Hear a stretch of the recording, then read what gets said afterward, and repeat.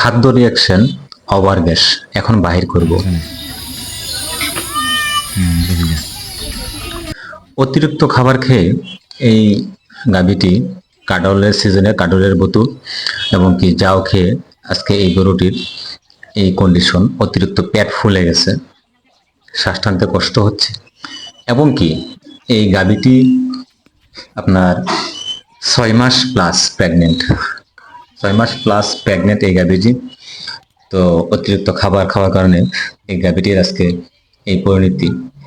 তো আমরা আজকে এই গাভীটিকে কি ট্রিটমেন্ট দিচ্ছি এবং কিভাবে কোথায় দিচ্ছি আপনাদেরকে এ টু জেড সব আলোচনা করে জানাবো।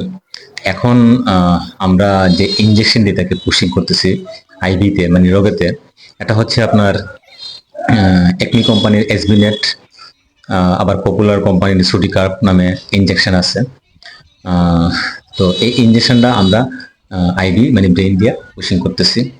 তো আপনারা যারা ফিল্ডে প্র্যাকটিস করেন বা কেউ অনেক খামারে আছে রোগে ইঞ্জেকশন পুশিং করতে পারেন।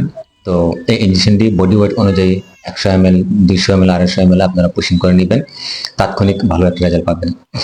এখন আমরা যে পাউডারটি খাওয়াচ্ছি এটা হচ্ছে আপনার বিভিন্ন কোম্পানির বিভিন্ন নামের হতে পারে, যেমন আপনার ডিটক্স বেট, ববি কেয়ার, ববিরেন, সেমলাকজেট, এই ক্যাটাগরির যে পাউডারটি আছে আপনারা এই পাউডারটি আপনার একটি আদালতের একটা বোতলে নেবেন এবং কি আপনার এই সবটা পাউডার আর কি যে গাভীটা চিকিৎসা করতেছি এখন রানি, মোটামুটি আপনারা তো হয়তো একটু আইডিয়া করতে পারতেছেন গাভীটা দেশের ভিতরে মাঝারি একটা গাভী, মোটামুটি প্রায় 70,000 থেকে 70,000 টাকা মাল হবে, দাম হবে গাভীটার।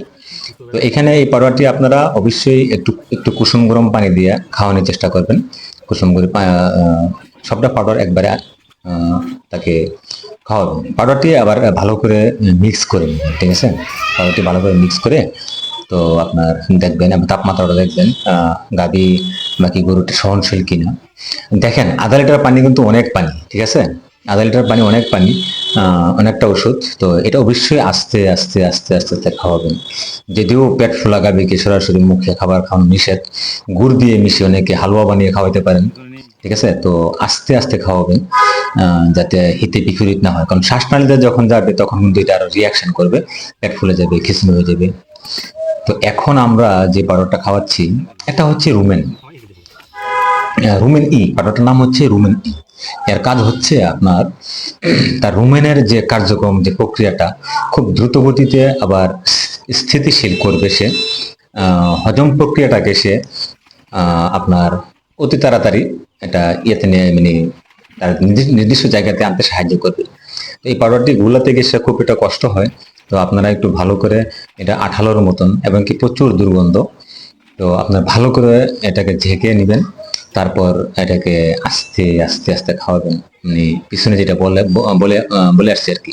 অবশ্যই দেখেন আমি কোন সিস্টেমে খাওয়াচ্ছি, ঠিক সেম সিস্টেমে আপনারা আস্তে আস্তে আস্তে আস্তে ওটাকে ওষুধ খাওয়াবেন।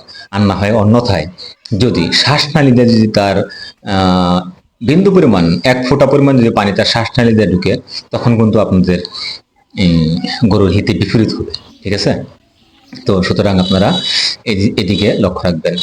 এখন আমরা যে শিবির সিরাপটা খাওয়াচ্ছি এটা হচ্ছে অপসোনিন কোম্পানির টিম্পানিল সিরাপ, আরো বিভিন্ন কোম্পানির সেম ওষুধ আছে, আপনারা খাওয়াতে পারেন, সমস্যা নেই। তো এখন আমরা যে ট্রিটমেন্টটা দিচ্ছি এবং কি পাশাপাশি আমরা আগে সোডা খাওয়াইছি, বেকিং সোডা, খাওয়া সোডা যেটা আর কি, সোডাটা গরম পানির সাথে মিলে আসি আপনার 30 গ্রাম